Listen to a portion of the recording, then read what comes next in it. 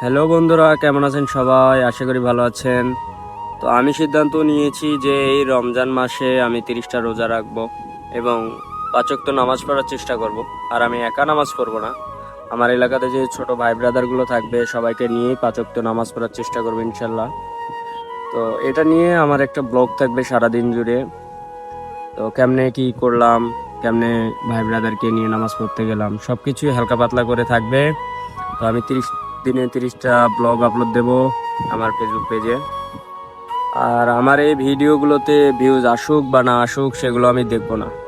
আমি প্রতিদিন ইনশাল্লাহ রোজা রাখবো, সাথে নামাজ পড়বো, সাথে ইফতারি কি দিয়ে করব, হালকা পাতলা একটু সবাইকে দেখাবো যে আমরা কিভাবে ছোট ভাই ব্রাদারগুলোকে নিয়ে নামাজ পড়তে যাচ্ছি। তো কেউ আমাদের পরিবর্তন দেখে হাসবেন না।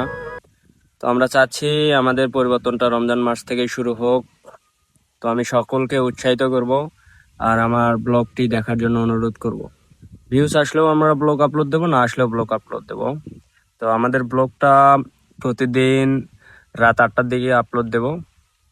তো দেখা যাক কতদের কি হয়। 30 ডেজ চ্যালেঞ্জ, 30টা ব্লগ থাকবে, রোজ একটা করে।